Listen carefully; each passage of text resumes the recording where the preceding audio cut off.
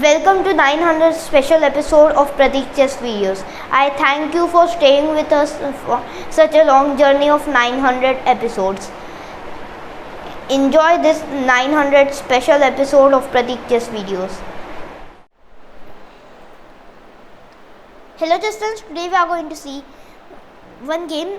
This game is between Mirsoev Ayer, a strong grandmaster, and I am Anup Deshmukh sir. He is my mentor and a very good I am from Nagpur. Anup Deshmukh sir is black, Mirsoev Ayer is white. Let's start the game. Game starts with d4, d5, knight f3, c6, aiming for Slav defense, c4, transposed into the Slav defense, knight f6, queen b3, a rare line. There are the main moves are knight c3, e3, queen c2, among others. Queen b3, g6, planning to fianchetto the bishop and then short castle. Bishop f4. This is a mistake according to the engine, but but it is at least in accuracy, because we don't feel that the bishop belongs in there. According to the theory, knight c3 is the main move and knight c3 is the best move. Bishop f4 is not that good of a move. Now d into c4, queen into c4, and now bishop g7. Bishop e6, it looks like this queen is a little bit, if not so feeling here, but still the queen can anytime when bishop e6 comes goes to queen c2, and rest of the game is according to the plan showed in the game. So bishop g7, now e3, solid move, kind of preparing bishop d3, some kind of bishop d3, knight d2, short castle, some kind of London setup without the c3 pawn. Now e3, now short castle was played. Now nbd2, not that much played, and now bishop to f5. Bishop develops to f5, not a standard square for the bishop. And now after bishop f5 comes queen b3, attacking on the b7 pawn. Now queen b3 has an objective, but queen b3 is not that good of a move. Like, you turn on here, queen b3 is not that good attacking on the b7 pawn. Why? See, queen b3 is not good because of queen b6. Queen b3 actually the main line, but bishop f4 is not so good. Bishop f4 is not good. Knight c3 is the main move. e3, short castle. Queen b3 is okay, but you waste a tempo, so I don't think good of it. And after queen b3, according to the engine, the best move is queen b6. But in this game, an interesting pawn sacrifice was took place by playing knight bd7. Interesting move. Idea is that you will you sacrifice a pawn, but logic is that opponent's king is in the center and you can try to target it. So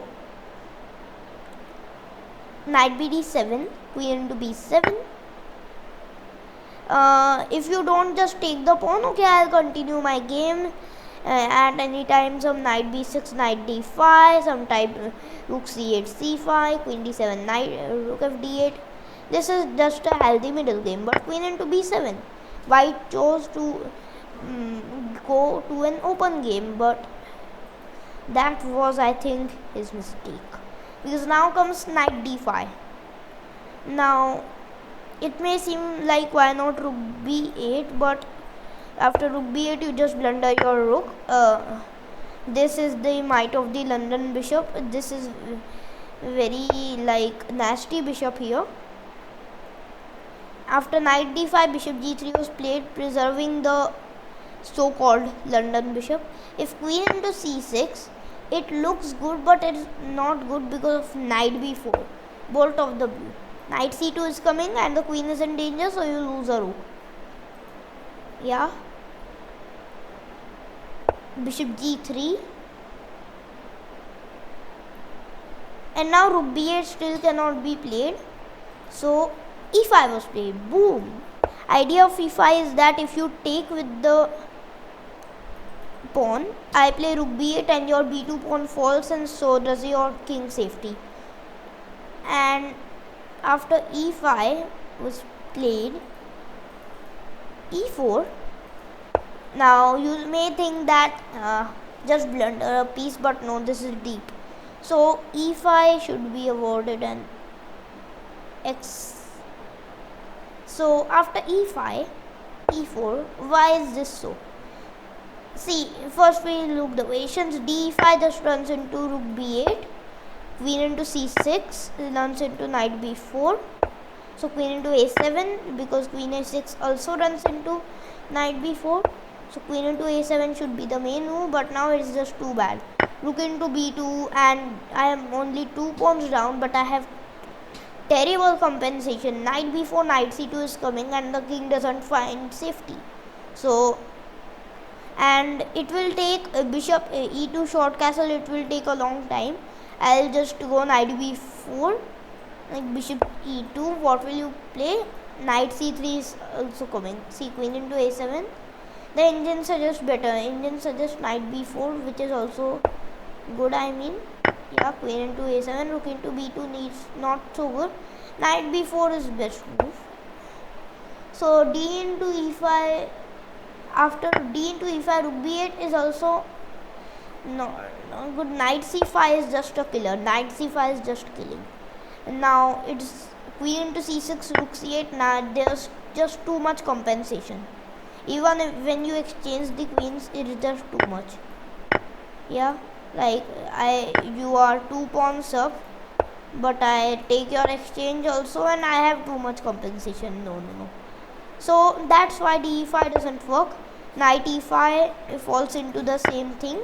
Like you play bishop into e5, bishop into e5, knight into e5, d into e5, then play rook b8, and then play knight b4. This is just bad. Rook c1 runs into knight c2 check. So after e5, e4 is the objectively only move. And now what will you do? What is the compensation? E into d4. Boom, nice move. Now after e into d4, this is now completely out of track because you have sacrificed a piece, and the compensation may not seem that good, but time will show you. So e into d4 idea is that you sacrifice a piece like e5, but then I get very fast activity there. Yeah. And now d3 was played. According to him, it was not that good move. Yeah. He said that rook e8 check, king d1 and knight c5 were winning. This is just winning. There's no way white saves this. Yeah, king d1, knight c5, because there's too much compensation and you are only up a piece. Like if it may have rook, it would be something, but no, this is just bad. But d3 is not good. d3 is a mistake. So after d3, bishop into d3 is one move here considered, but here rook c1 was played. Best defense according to the engine. Now white wants to take a pawn and also kind of brings a rook into his safety, but now things go off the track. Rook e8 check, king d1 is forced, and now comes knight 7 to b6. Now idea is that you at some time want to play like bishop into b2 and knight c3. That will be over. So knight c4, planning to exchange the knights, trying to exchange some pieces so that the attack can be less heavy. Knight into c4, rook into c4, and now knight b6. Second knight joins, attacking the rook. Rook into c6, and now knight a4. The knight dance continues. Now it pressures on b2, and it's not clear how to stop knight b2 check. b3, knight b2 check. It was obvious. King d2, and now the fun is just starting. Queen a5 check, and let me tell you one thing that you don't need, like he is attacking very well. There's just one thing that you need to know. You don't need anything, like you don't need to see a course, read a book, just follow some fundamental rules of attack. The first fundamental rule of attack is bring the pieces. When you bring all the pieces into your attack suddenly starts glowing more and more. Like, see, compare this attack to this attack. See the difference? Here he bought, from here he bought the pawn, the rook, the knight, and the queen. So see how dangerous this attack became, and the bishop. Now b4, queen into a2. So this is the fundamental rule of attack. Whatever concept you learn, in every concept this will be the rule applicable. Knight e5 was played,